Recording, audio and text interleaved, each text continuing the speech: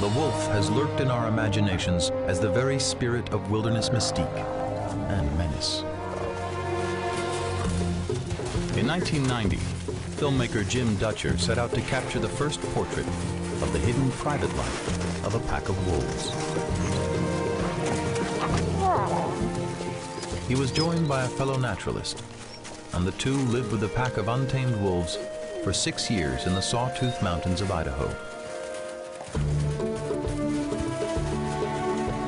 Jim and Jamie Dutcher had begun as friends, but the story of wolves also became a story of two people drawn together by a love for wildlife. Hi, I'm Caetano. And I'm Jayden. And I'm here with the Santa Barbara Middle School Teen Press, here with Jim Dutcher and Jamie Dutcher. Sorry. Nice to meet you guys. Good to meet you.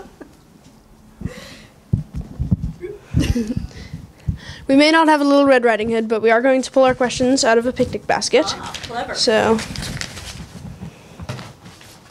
thank you for meeting with us here today. Pleasure. Living out in the open for so long, you would imagine that you would get lonely. Did you ever want to go back into the city? No. It really, it was pretty special being out in the wilderness, and we did have to come back and charge our batteries and resupply food, and so we would go back to civilization every 5 to 7 days for a couple days, and that was enough. Good. When your kids had their birthdays, did you leave the tent, the camp enclosure to go there, or did they come to you for their birthdays? We were terrible. We skipped their birthdays. They had to get along without us. Sometimes we spend Christmas together, and they would come out. Holidays, if they would come up, and if they had a break, they'd come up and spend it with us. But if we were in the middle of filming, it was What surprised you in your time living with the wolves? What surprised me was how much they cared for one another. They, as a pack, they're social animals. They live in families. A pack isn't unrelated. It's usually mother, father, aunts, and uncles. And they seem to care about each other a lot. How has your time with the wolves changed you as people? I think it's changed us with, it's just made us look at both people and, the natural world differently, how we really are so connected, and wolves are so important to a healthy ecosystem and making everything run more efficiently.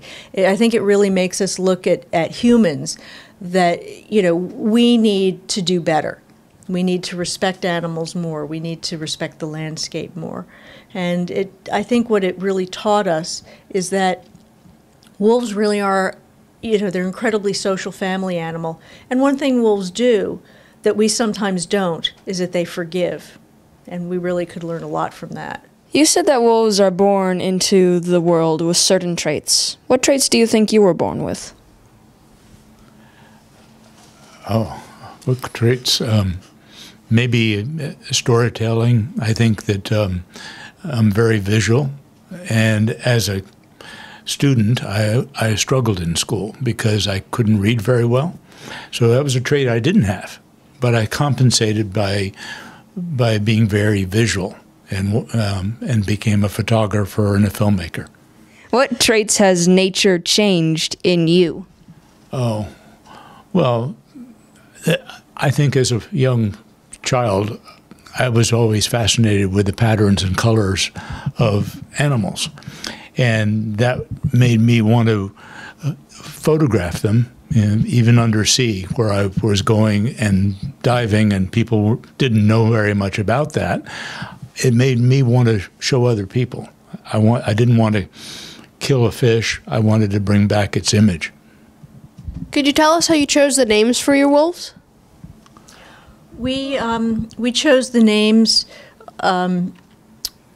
according to different Native American tribes. The names come from Nez Perce and Lakota Sioux and Blackfoot Indian names. a lot of researchers, they don't like to name their wolves. They give them numbers and letters. But we felt we were really living with these animals, and we wanted people to really understand them, so we gave them respectful names. Kamatz means freedom. Mataki means shadow.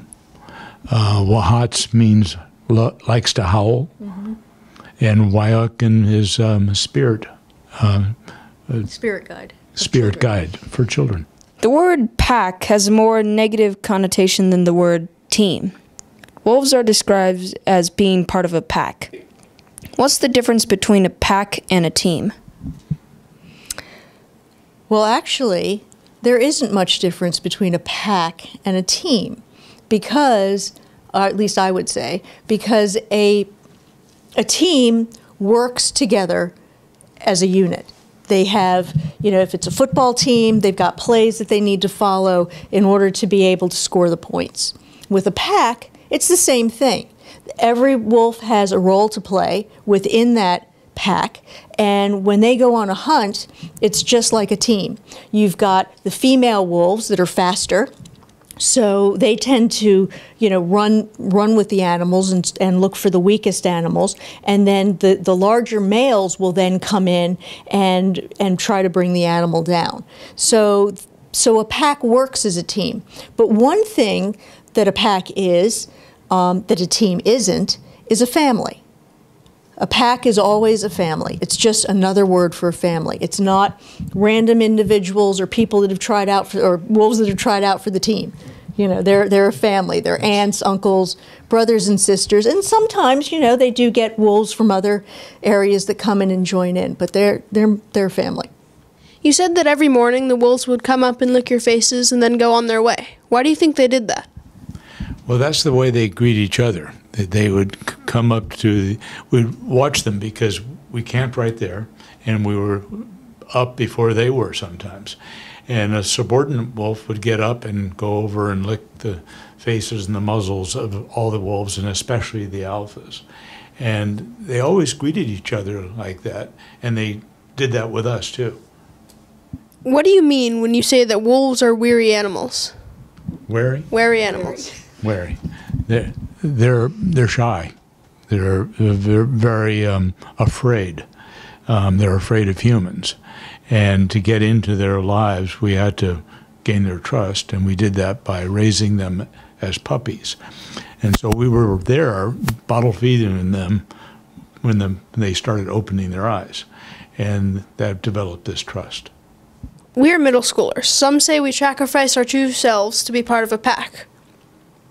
How do wolves maintain their individuality and yet still be part of the pack? Oh, that's a very good question.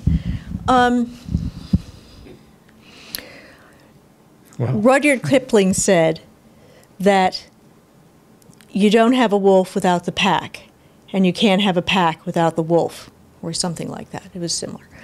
And it really is true. It takes up a lot of individuals to make up the pack. And every individual brings something to the pack to make it better and to make it function properly.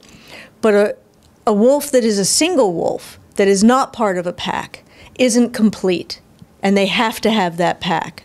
As we talked about in our presentation, a lone wolf is a wolf that's searching. He's searching to find a mate so that he or she can start their own pack, because they don't want to be alone. They want to be part of the team, part of the family, part of the pack. So you can be an individual and be part of the pack, because your individuality just adds to the greatness of the whole.